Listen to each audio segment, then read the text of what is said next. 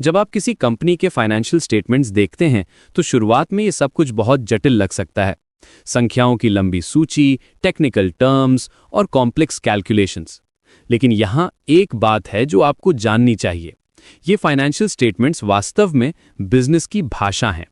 और जैसे ही आप इस भाषा को समझना शुरू करते हैं, आपके सामने एक पूरी नई दुनिया खुल जाती है।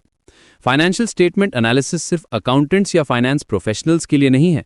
ये हर उस व्यक्ति के लिए महत्वपूर्ण है जो बिजनेस में इन्वेस्ट करना चाहता है, लोन देना चाहता है या फिर अपनी कंपनी के परफॉर्मेंस को समझना चाहता है। आज के समय में जब मार्केट्स इतनी तेजी से बदल रहे हैं और एआई जैसी टेक्नोलॉजीज फाइनेंशियल एनालिसिस को ट्रांसफॉर्म कर रही हैं, ये स्किल और भी जरूरी हो गई है। तो चलिए शुरुआत करते हैं 3 मुख्य फाइनेंशियल स्टेटमेंट से। पहला है इनकम स्टेटमेंट, जो आपको बताता है कि कंपनी ने कितना रेवेन्यू जनरेट किया और कितना प्रॉफिट कमाया। ये एक स्पेसिफिक टाइम पीरियड का स्नैपशॉट है, जैसे कि क्वार्टरली या ईयरली परफॉर्मेंस।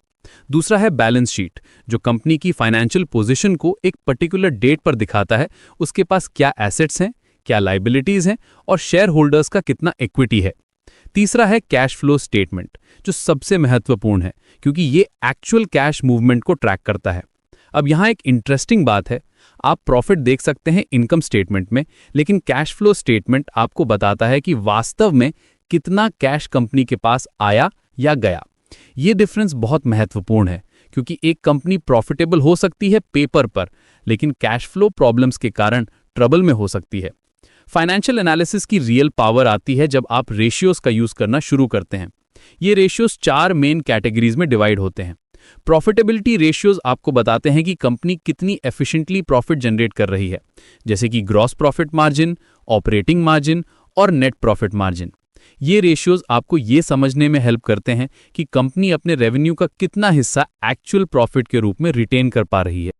लिक्विडिटी रेशियोज जैसे कि करंट रेशियो और क्विक रेशियो कंपनी की शॉर्ट टर्म ऑब्लिगेशंस को मीट करने की एबिलिटी को मेजर करते हैं। Current ratio simply current assets को करंट लायबिलिटीज से डिवाइड करता है। अगर ये रेशियो 1 से ज्यादा है तो इसका मतलब है कि कंपनी के पास अपने शॉर्ट टर्म डेट्स को पे करने के लिए इनफ एसेट्स हैं। Solvency ratios long term financial stability को देखते हैं। डेट टू इक्विटी रेशियो एक क्लासिक एग्जांपल है जो आपको बताता है कि कंपनी कितना लेवरेज यूज कर रही है। अगर ये रेशियो बहुत हाई है तो ये इंडिकेट कर सकता है कि कंपनी पर बहुत डेट है जो रिस्की हो सकता है। एफिशिएंसी रेशियोज जैसे कि एसेट टर्नओवर और इन्वेंट्री टर्नओवर ये मेजर करते हैं कि कंपनी अपने रिसोर्सेज का कितना इफेक्टिव यूज कर रही है। ये रेशियोज पर्टिकुलरली यूजफुल हैं जब आप डिफरेंट कंपनीज को कंपेयर कर रहे हो सेम इंडस्ट्री में। लेकिन यहां एक क्रूशियल पॉइंट है, सिंगल रेशियो कभी भी कंप्लीट पिक्चर नहीं देता। आपको मल्टीपल रेशियोज को टुगेदर देखना होता है और उन्हें टाइम के साथ ट्रैक करना होता है। यही है ट्रेंड एनालिसिस का कॉन्सेप्ट। जब आप देखते हैं कि कोई रेशियो कंसिस्टेंटली इंप्रूव हो रहा है या डिटीरियोरेट हो रहा है, तो ये कंपनी की डायरेक्शन के बारे में वैल्यूएबल इनसाइट्स देता है। कॉमन साइज एनालिसिस भी एक पावरफुल टेक्निक है। इसमें आप हर लाइन आइटम को परसेंटेज के रूप में एक्सप्रेस करते हैं। इनकम स्टेटमेंट में आप सब कुछ रेवेन्यू के परसेंटेज के रूप में शो करते हैं। बैलेंस शीट में सब कुछ टोटल एसेट्स के परसेंटेज के रूप में। यह अप्रोच आपको डिफरेंट साइज्ड कंपनीज को इजीली कंपेयर करने में हेल्प करता है। अब जब आप ये सब टेक्निक सीख जाते हैं तो रियल मैजिक तब होता है जब आप इन्हें रियल वर्ल्ड सिनेरियोज में अप्लाई करते हैं। मान लीजिए आप एक कंपनी में इन्वेस्ट करने के बारे में सोच रहे हैं। आप पहले उसके प्रॉफिटेबिलिटी रेशियोज देखेंगे, क्या कंपनी कंसिस्टेंटली प्रॉफिटेबल है। फिर आप लिक्विडिटी देखेंगे, क्या कंपनी के पास इनफ कैश है ऑपरेशंस रन करने के लिए। सॉल्वेंसी रेशियोज आपको बताएंगे कि क्या कंपनी फाइनेंशियली स्टेबल है लॉन्ग टर्म के लिए। लेकिन यहां कुछ रेड फ्लैग्स भी हैं जिन पर आपको ध्यान देना चाहिए। अगर कंपनी का रेवेन्यू बढ़ रहा है लेकिन कैश फ्लो नेगेटिव है तो यह कंसर्निंग हो सकता है। अगर डेट लेवल्स रैपिडली इंक्रीज हो रहे हैं या फिर प्रॉफिट मार्जिन्स कंसिस्टेंटली डिक्लाइन हो रहे हैं तो ये वार्निंग साइन। फुटनोट्स और मैनेजमेंट्स डिस्कशन एंड एनालिसिस भी एक्सट्रीमली इंपॉर्टेंट है। यहां पर आपको कॉन्टेक्स्ट मिलता है नंबर्स के बिहाइंड की स्टोरी का।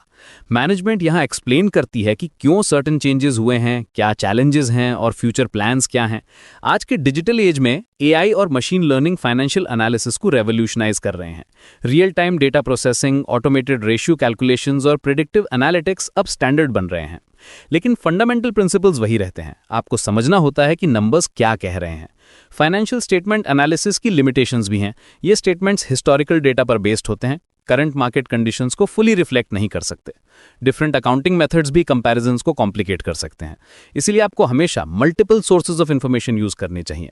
जब आप सब कुछ पुट टुगेदर करते हैं, रेशियोज, ट्रेंड्स, इंडस्ट्री कंपैरिजंस और क्वालिटेटिव फैक्टर्स, तब आप इन्फॉर्म्ड डिसीजंस ले सकते हैं। चाहे आप इन्वेस्टर हों, लेंडर हों या मैनेजर हों, फाइनेंशियल एनालिसिस आपको कंपनी की ट्रू फाइनेंशियल हेल्थ समझने में हेल्प करता है। ये जर्नी ओवरवेलमिंग लग सकती है इनिशियली, लेकिन जैसे जैसे आप प्रैक्टिस करते हैं, पैटर्न्स दिखने लगते हैं। आप समझने लगते हैं कि कौन से रेशियोज किस इंडस्ट्री के लिए मोस्ट रेलेवेंट हैं, कैसे सीजनल फैक्टर्स को अकाउंट करना है और कैसी फ्यूचर परफॉर्मेंस को प्रिडिक्ट करना है। फाइनेंशियल लिटरेसी आज के टाइम में एक सुपर पावर है। जब आप फाइनेंशियल स्टेटमेंट्स को कॉन्फिडेंटली रीड और एनालाइज कर सकते हैं, तो आप बेटर इन्वेस्टमेंट डिसीजंस ले सकते हैं, बिजनेस अपॉर्चुनिटीज को आइडेंटिफाई कर सकते हैं और फाइनेंशियल रिस्क से बच सकते हैं। ये स्किल आपको पर्सनल फाइनेंस में भी हेल्प करती है। आप समझ सकते हैं कि कौन सी कंपनीज में इन्वेस्ट करना सेफ है, कौन से म्यूचुअल फंड्स अच्छे परफॉर्म कर रहे हैं। तो अगली बार जब आप कोई फाइनेंशियल स्टेटमेंट देखें तो घबराइए मत। रिमेंबर करिए कि ये नंबर्स एक स्टोरी टेल कर रहे हैं, कंपनी की परफॉर्मेंस की, मैनेजमेंट की एफिशिएंसी की और फ्यूचर प्रोस्पेक्ट्स की। आपका काम है इस स्टोरी को समझना और उसके बेसिस पे स्मार्ट डिसीजंस लेना। फाइनेंशियल स्टेटमेंट एनालिसिस सिर्फ नंबर्स क्रंचिंग नहीं है, ये बिजनेस इंटेलिजेंस है और ये आपको सक्सेसफुल इन्वेस्टर या बिजनेस प्रोफेशनल बनने में हेल्प कर सकती है।